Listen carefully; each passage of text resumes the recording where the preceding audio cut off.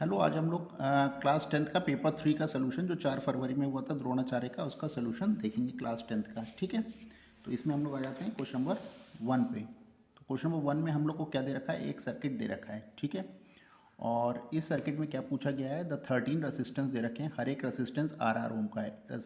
Equivalent resistance हमें पूछा गया है ए और बी टर्मिनल्स के बीच में। तो यहाँ पे अगर आप इसको ध्यान से देखेंगे तो ये रेसिस्टेंस सीरीज़ में है, ये और ये सीरीज़ में है, ये और ये सीरीज़ में है, फिर ये और ये सीरीज़ में। ठीक है, और इस आर के साथ किस में है, पैरेलल में लगे हुए हैं। तो हमको ये एक सिंप्लीफाइड होके एक नया सर्किट हम लोग देखते हैं कैसे आएगा। ठीक है, तो हम लोग ने इस सर्किट को रीड्रॉ कर लिया है, और ये जो सीरीज़ में थे ये क्या हो जाएंगे, आर और आर 2R हो जाएंगे, यानी कि इसके साथ ये पैरेलल में लगे हुए हैं। ठीक है, अब ये R और 2R अगर हम लोग सॉल्व करेंगे तो इसकी वैल्यू आ जाएगी 2R/3, 2R/3, 2R/3 and 2R/3। अब ये हमको बिल्कुल एकदम कैसा लग रहा है, एक व्हीट स्टोन ब्रिज की तरह लग रहा है, जिसको मैंने कई बार बताया कि व्हीट स्टोन ब्रिज आप लोग देख लीजिए।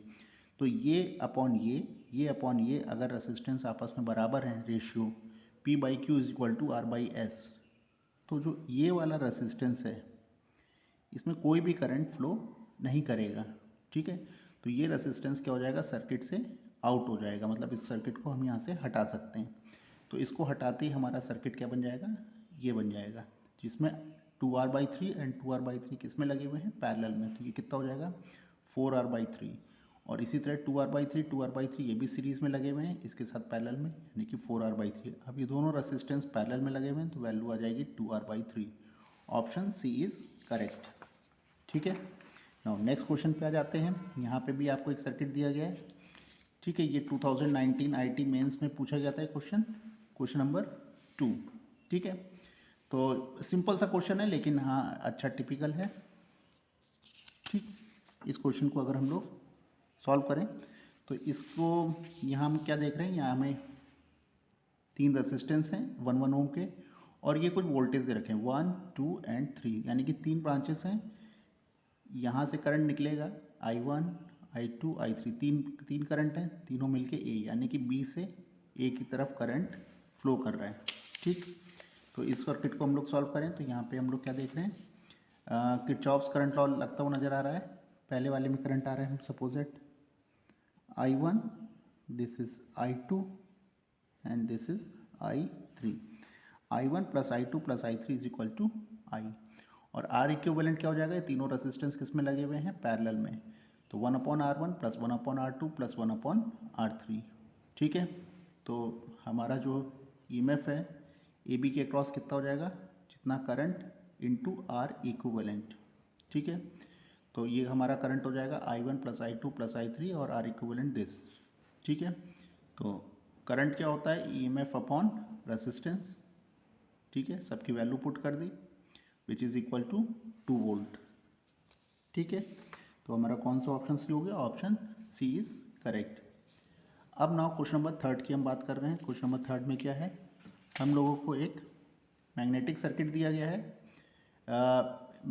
एक इक्विलेटरल ट्राइंगल दिया गया है जिसकी साइड 1 मीटर है। ठीक है, और इसके सेंटर पे हमें मैग्नेटिक फील्ड बतानी है, और इस इक्विवेलेंट ट्राइंगल में कितना करंट फ्लो कर रहा है, 10 एम्पियर का करंट फ्लो कर रहा है। ठीक, तो ये हम लोग ने मैग्नेटिक सर्किट वाले क्वेश्चंस में ऑलरेडी इसको डिस्कस करा हुआ है। यहाँ क्या है, ये 3 तार हैं जो इक्विवेलेंट में, इसमें करंट कितना फ्लो कर रहा है, 10 एम्पियर का। ठीक है, विच इज़ 10 एम्पियर, और इस साइड की जो लेंथ है वो कितनी है, 1 मीटर है। This is 1 metre. ठीक है, अब हमको क्या पता करना है, यहाँ सेंटर पे हमें पता करना है। तो ये क्या हो गया, एक फाइनाइट लेंथ का वायर हो गया। फाइनाइट लेंथ का वायर का फॉर्मूला होता है मैग्नेटिक फील्ड का कि μ0/4πI/r। ठीक है, तो यहाँ से ये कितनी दूरी पे है, ये डिस्टेंस हमें पता करनी है, दिस इज r। ठीक है, तो इस डिस्टेंस पे पता करना है, यानी कि ये वाला फाइनाइट लेंथ का फॉर्मूला हम लोग यूज़ कर लिया, θ1 θ2 है, ये फार्मूला होता है। ठीक है, इसको हम लोग ने डिस्कस करा था, फाइनाइट लेंथ। ऐसे कितने तार लगे हुए हैं, 1 2 3, तीनों ही इक्विवेलेंट हैं, यानी कि 3 टाइम्स ऑफ BAC। ठीक है, टोटल मैग्नेटिक फील्ड क्या हो जाएगी, एक से इतनी मैग्नेटिक फील्ड बन रही है, दूसरे से भी और तीसरे से भी, तो ये तीनों का क्या हो जाएगा, सम हो जाएगा, 3 टाइम्स ऑफ BAC। यानी कि एक मैग्नेटिक फील्ड पता कर लें, उसका 3 टाइम्स कर लें, ठीक है। तो फाइनाइट वायर का हम लोग ने फॉर्मूला ये अप्लाई कर दिया, साइन 60 प्लस साइन 60, ठीक है। ये इक्विवेलेंट था, हमने इसको इक्विलेटरल ट्रायंगल था तो सबकी वैल्यूज़ निकाल ली, ठीक। ये 60 और ये 60, इस आर की वैल्यू हम लोग पता कर सकते हैं, ये 1 है, ठीक है। ये हम लोग इसको पाइथागोरस थ्योरम से इसको सॉल्व कर लें, ठीक है। तो आर की वैल्यू कितनी आ जाएगी, 1/2√3, ठीक है। पाइथागोरस थ्योरम से म्यू नॉट अपॉन 4 पाई, म्यू नॉट की वैल्यू दे रखी है हम लोग को 4 पाई इंटू 10⁻⁻⁷, 4 पाई से 4 पाई क्या हो जाएगा, कैंसिल आउट हो जाएगा, ठीक है। करंट हमें दे रखा है 10 एम्पियर का, साइन 60 की वैल्यू होती है √3/2, साइन 60 √3/2, सबको सॉल्व कर लिया तो मैग्नेटिक फील्ड कितनी आ गई, 6 इंटू 10⁻⁻6 टेस्ला, ठीक है। अब ऐसा ही हम 3 टाइम्स कर दें तो कितनी हो जाएगी, 18 इंटू 10⁻⁻6 टेस्ला, या 10⁻⁻6 को क्या बोल सकते हैं, म्यू, यानी कि B net is equal to 18 mu tesla, ठीक। तो ऑप्शन हमारा सही हो गया, option A is correct. Now next question में आ जाते हैं। 3 प्रिज्म दे रखे हैं, ठीक है। यहाँ पे हर एक प्रिज्म एंगल है ए, रिफ्रैक्टिव इंडिसेस हम लोग को दे रखे हैं 1.4, 1.5, 1.6, ठीक। सिंपल क्वेश्चन है, यहाँ पे हम लोग इसको देखेंगे। हम लोग को रिफ्रैक्टिव इंडेक्स हम लोग क्या जानते हैं, refractive index -1 into prism angle, ए हमारा क्या है, prism angle which is 60 degree, ठीक है। तो हमारा ρ1 क्या हो गया, 1.4 माइनस 1.4, दूसरे का क्या आ गया 0.5, तीसरे का 0.6। तो हमको ऑप्शन ए यहाँ पे सीधा करेक्ट नज़र आ रहा है। तो एंगल ऑफ डेविएशन, तो ये क्या है, रो डेविएशन है, ठीक है, एंगल ऑफ डेविएशन। तो हमने डायरेक्ट फॉर्मूला पुट कर दिया डेविएशन का, क्लियर। आ जाते हैं क्वेश्चन नंबर 6 में। A ball is dropped from the height, ठीक है, 20 metre above the surface of the water. हमने क्या करा है, एक बॉल को 20 मीटर ऊपर से नीचे की तरफ फेंक दिया है, ठीक है। अब एक मछली है जो इस बॉल को 12.8 मीटर ऊपर जब ज़मीन पे रह जाती है तो देखती है, और उसको स्पीड पता करनी है। तो हमने क्या करा, इक्वेशन ऑफ मोशन के थर्ड इक्वेशन से पता कर लिया। इनिशियली फ्री फॉल गिरी थी बॉल, तो u इज इक्वल टू क्या हो जाएगा, 0 हो जाएगा। तो v की वैल्यू हमने निकाल ली। अभी ये कितना ऊपर से नीचे गिर चुकी है, 7.2 मीटर, क्योंकि नीचे से 12.8 मीटर पे उसने देखा था मछली ने इंस्टेंट टाइम पे, तो 7.2 मीटर यानी गिर चुकी है। तो 7 पॉइंट यहाँ से u स्पीड जैसे से नीचे आएगी बढ़ती जाएगी, और बढ़ते बढ़ते कितनी हो गई है, 12 मीटर पर सेकेंड से ये बॉल नीचे गिर रही है, ठीक है। तो एट दिस इंस्टेंट पे ये 12 मीटर पर सेकेंड से नीचे गिर रही है। पर अगर मछली के रिस्पेक्ट में बात करी जाए तो उसको ये स्पीड बदली हुई नज़र आएगी। तो वही पूछा गया है कि अब इसकी स्पीड इसको कितनी नज़र आ रही है। एक्चुअल में ये 12 मीटर पर सेकेंड से गिर रही है, लेकिन मछली को क्या नज़र आएगी, अब ये डेंसर है और ये रेयर है, तो रेयर से डेंसर की तरफ जा रही है लाइट, ठीक है। तो μw upon μa is equal to apparent height upon real height, ये हम फार्मूला जानते हैं। ये तो हाइट का फॉर्मूला हो गया। सेम एज इट इज़ अगर हम इसको स्पीड के टर्म्स में कन्वर्ट कर लें तो apparent velocity is equal to real velocity into μw upon μa। μa हमारा हो जाएगा 1, μw इज़ 4/3, रियल वेलोसिटी 12 थी, लेकिन मछली को कितनी नज़र आ रही है, 16 मीटर पर सेकेंड से स्पीड नज़र आ रही है, कुछ उसको बड़ी भी नज़र आएगी, ठीक है। पॉइंट क्लियर है। तो क्वेश्चन नंबर 5 कंप्लीट हो गया। दिस इज 16 मीटर, यानी कि option C is correct. Now अगले क्वेश्चन पे आते हैं। अगला क्वेश्चन मैथमेटिक्स पे है। यहाँ पे क्या दे रखा है, बाइसेक्टर ऑफ द एक्सटीरियर। यहाँ पे ये फिगर थोड़ा सा अजीब सा लग रहा है। यहाँ पे ये एंगल और ये एंगल क्या है, बराबर है, ये इसकी बाइसेक्टर है। ए इज बाइसेक्टर एंगल CAD का। तो एंगल बाइसेक्टर थ्योरम लग जाएगी external BE upon CE, AB upon AC। ये हम लोग ने पहले भी डिस्कस करा है कि एंगल बाइसेक्टर थ्योरम आप पढ़ के जाएंगे, ठीक है, और उसी पे ही बेस देखिए क्वेश्चन आ भी गया। तो एंगल बाइसेक्टर थ्योरम आ गया है। तो एंगल बाइसेक्टर थ्योरम में हम डायरेक्ट इसकी वैल्यू पुट कर दी सबकी। एक्स की वैल्यू आ गई 18 सेंटीमीटर। नाउ क्वेश्चन नंबर 12, यहाँ पे एक हमको पॉलिनोमियल दी गई है x की पावर 4 माइनस 2x² प्लस 1। अगर हम इसको इसके रूट्स में कन्वर्ट करेंगे तो x² minus 1, x² minus 1, x² minus 1 को हमने फिर से अगेन इसको कन्वर्ट कर लिया x प्लस 1, x माइनस 1। तो हमें इसके दो दो कितने जीरोस मिल रहे हैं, 2 बार +1 और 2 बार -1, यानी कि सेट्स ऑफ जीरोस क्या हो गए, +1 -1। ठीक है, ऑप्शन डी इज़ करेक्ट। ठीक है, क्वेश्चन नंबर हम लोग 13 की बात करेंगे। 13 ऑलरेडी वैसी है जैसे अभी तक क्वेश्चन रिपीटेड थे, वैसा ही है, ये क्वेश्चन कई बार रिपीट हो रहा है। क्वेश्चन नंबर 13 को अगर हम देखेंगे, यहाँ एक पॉलिनोमियल है जिसका अल्फा और बीटा रूट्स हैं। अगर अल्फा बीटा रूट्स हैं तो ये इसको सेटिस्फाई भी करेंगे, तो हमने अल्फा की जगह एक्स की जगह अल्फा रख दिया, same as it is beta भी रख दिया। अब हमने क्या करा, इधर दोनों तरफ अल्फा अल्फा से मल्टीप्लाई कर दिया, तो हमें alpha cube is equal to 2α² - 3α मिल गया, same as it is beta cube is equal to 2β² - 3β मिल गया। ठीक है, अब हमको क्या दिया गया है, एक नेक्स्ट रूट दिया गया है p इज इक्वल टू α³ - 3α²। इसी तरह हमें q भी दिया गया है। हमने अल्फा क्यूब की क्या है वैल्यू को पुट कर दिया ऊपर से, और यहाँ पे बीटा क्यूब की वैल्यू को ऊपर से पुट कर दिया है। ठीक है, तो हमको एक नई इक्वेशन आ गई। ठीक है, इसको हमने जब सिंप्लीफाई करा तो α² - 2α + 3, इसकी वैल्यू कितनी है, 0, ये ऊपर दिया गया है। सेम एज इट इज़ β² - 2β + 3, इसकी भी वैल्यू ऊपर दी गई है 0। तो p हमारा आ गया +1 और q आ गया हमारा 2। ठीक है, तो पी क्यू हमने नए रूट्स पता चल गए। तो सम ऑफ द रूट्स होते हैं हमारे 3, प्रोडक्ट ऑफ रूट इज 2। तो हमारी इक्वेशन क्या आ गई, x² - 3x + 2 = 0। Option C is correct. ठीक, नाउ नेक्स्ट क्वेश्चन पे आ गए। नेक्स्ट क्वेश्चन क्या है, बड़ा सिंपल है। हम लोग आइडेंटिटी से क्या जानते हैं, sec² θ - tan² θ = 1। ठीक है, तो इसको हमने फैक्टराइज कर लिया है, sec θ - tan θ, sec θ + tan θ। अब हम क्या देख रहे हैं, sec θ - tan θ की वैल्यू कितनी दे रखी है, k दे रखी है, ये हमने वैल्यू पुट कर दी k। तो sec θ + tan θ की वैल्यू कितनी हो जाएगी, 1/k। ठीक है, option B is correct. Simple question है। क्वेश्चन नंबर 15 को हम लोग देखते हैं।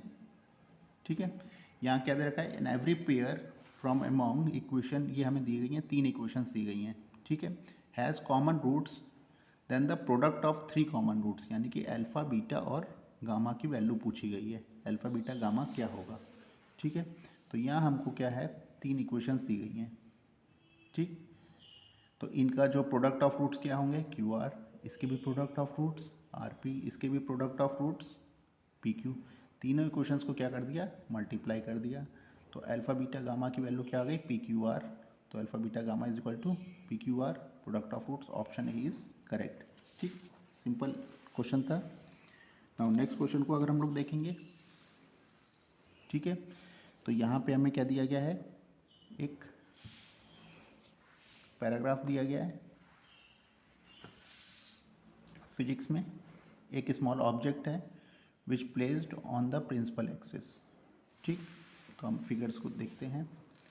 एक ऑब्जेक्ट है जो यहाँ पे प्लेस करा गया है 30 सेंटीमीटर दूर। यहाँ पे क्या है, ये दिस इज कॉन्वेक्स लेंस।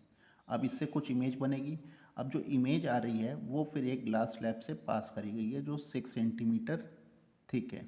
ठीक है, फिर उसके बाद फिर इसको हमने क्या करा है, फिर इसको फिर एक ग्लास स्लैब के थ्रू पास करा है।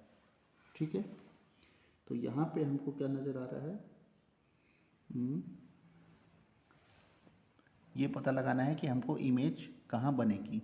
ठीक है, तो इमेज जब आएगी, मान लीजिए इमेज यहाँ बन रही है, तो जब ग्लास स्लैब से पास होगी तो इमेज थोड़ी सी और दूर हो जाएगी, क्योंकि रिफ्रैक्टिव इंडेक्स हो जाएगा, रिफ्रैक्शन होगा, फिर अगेन फिर इसका दोबारा रिफ्रैक्शन होगा तो इमेज थोड़ी सी और दूर बन जाएगी। तो इसका मतलब हम ये देखना है कि फाइनल इमेज मेजर कहाँ पे बनेगी। ठीक, तो इस क्वेश्चन को हम लोग सॉल्व करते हैं। तो सबसे पहले हम लोग क्या करें, अपने लेंस की, पहले तो हम लोग अपने लेंस की क्या पता कर लें, फोकल लेंथ पता कर लें कि फोकल लेंथ कितनी है। ठीक है, तो हमारे लेंस की फोकल लेंथ का फॉर्मूला हमने अप्लाई कर दिया। ठीक है, 1/f μ-1/r1/r2। दोनों तरफ ये बिल्कुल एकदम एक जैसा ही लेंस है। ठीक है, क्लियर है। तो हमने ये फोकल लेंथ पता कर ली, फोकल लेंथ हमारी आ गई 20।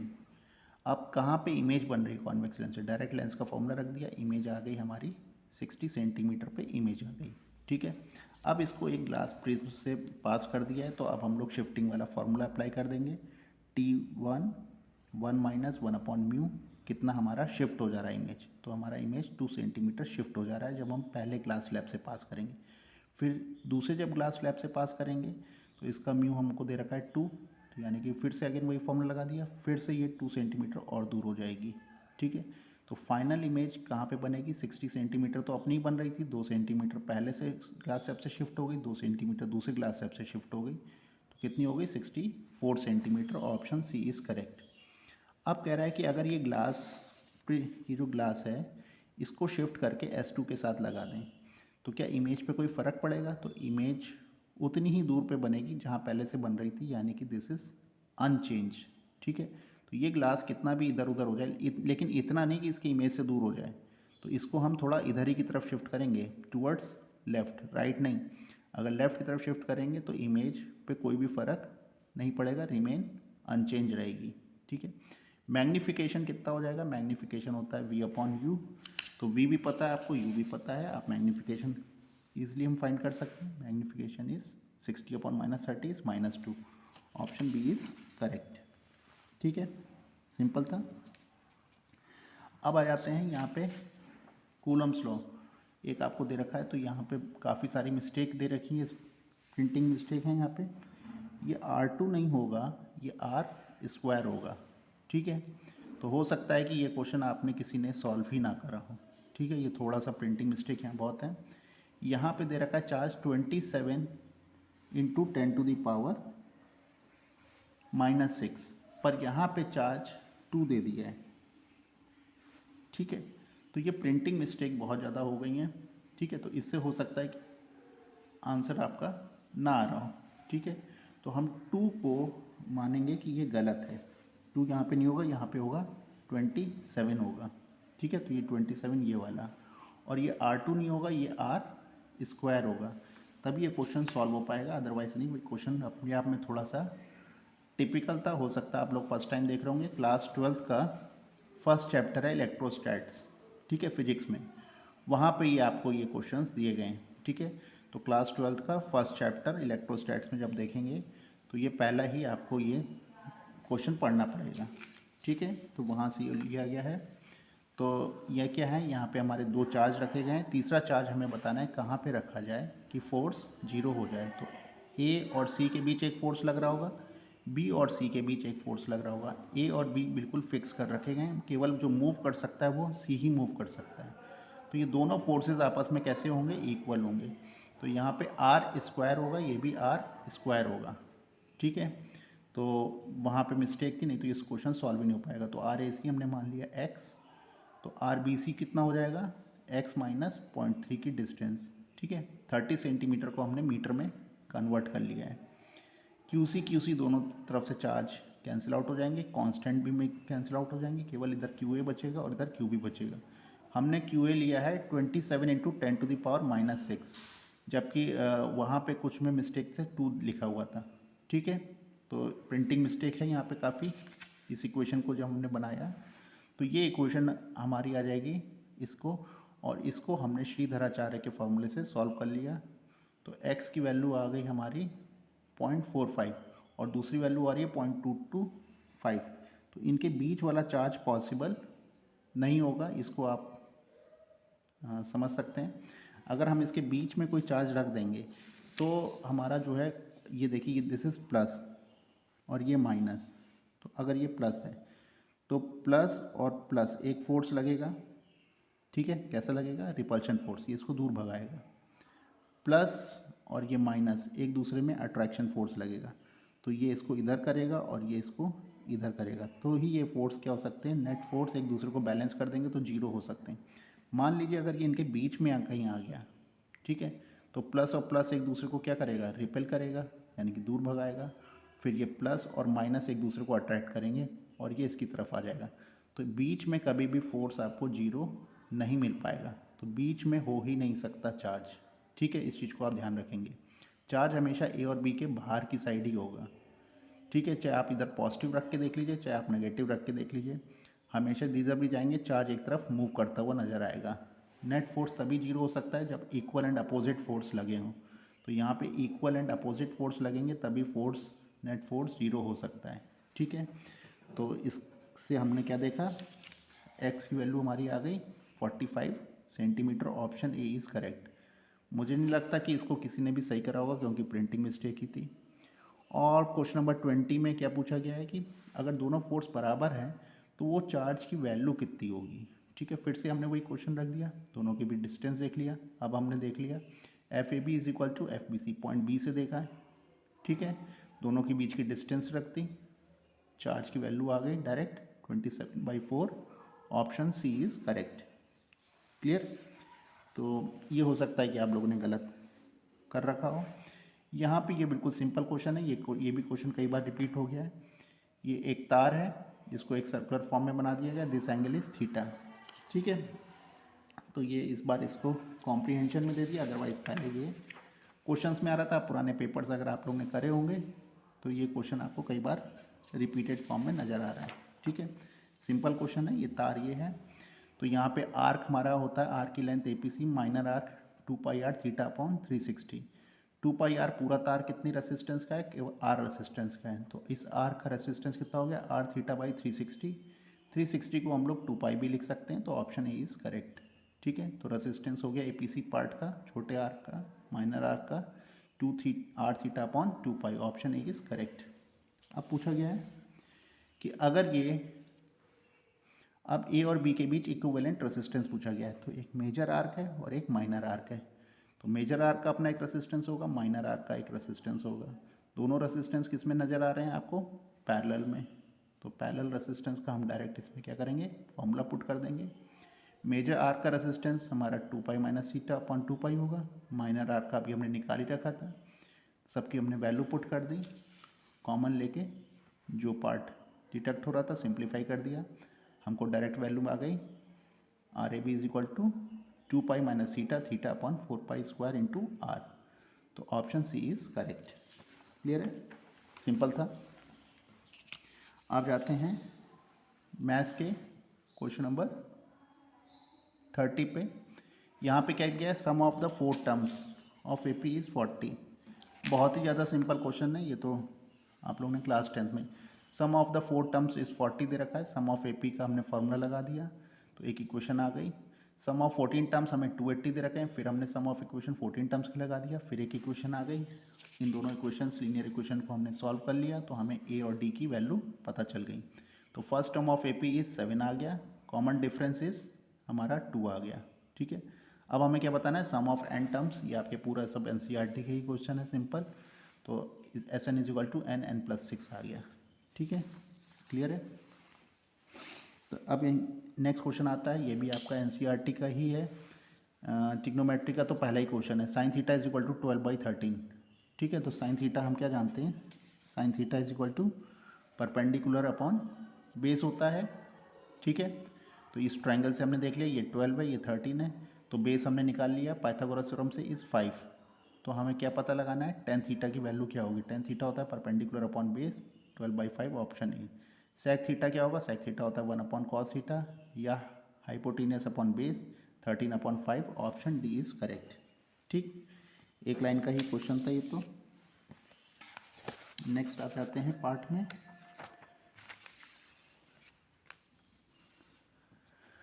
यहाँ पे हमें क्वेश्चन दिया गया है, अल्फा बीटा आर दिस, ये एक क्वेश्चन दी गई है। ये भी बहुत ज़्यादा सिंपल क्वेश्चन दे दिया है फिर से इस बार। ठीक है, पता नहीं कैसे इतना सरल क्वेश्चन आ गए। तो ये हमने क्या है, एक इक्वेशन दे दी गई है, इसको मिड टर्म स्प्लिट कर दिया, तो हमको इसके रूट्स मिल गए 3 और 4। ठीक है, तो अल्फा और बीटा की वैल्यू 4 आ गई। तो अब हमारी नई क्वाड्रेटिक इक्वेशन बतानी है जिनके रूट्स अल्फा स्क्वायर और बीटा स्क्वायर होंगे। तो alpha square is 9, beta square is 16। तो न्यू क्वाड्रेटिक इक्वेशन आ गई, x square minus 25x plus 144 is equal to 0, option B is correct. ठीक है, नाउ नेक्स्ट क्वेश्चन क्या दे रखा है, alpha beta are the roots of this, find the value of. ये सब आपके एनसीईआरटी के ही नॉर्मल क्वेश्चन है। ठीक, आप लोग कर चुके होंगे। तो एक इक्वेशन दे रखी है हमें, alpha beta, alpha plus beta आप निकाल सकते हैं, अल्फा इंटू बीटा भी निकाल सकते हैं इससे। ठीक है, sum of roots, product of roots आपने निकाल लिए, -2 -15। तो 1 upon alpha plus 1 upon beta होगा, इसको हमने एलसीएम ले लिया। तो अल्फा प्लस बीटा हम जानते हैं, अल्फा इंटू बीटा जानते हैं, वैल्यू पुट कर दी 2/15। ठीक है, तो option A is correct. Clear, तो इस तरह पेपर हम लोग का सॉल्व हो गया।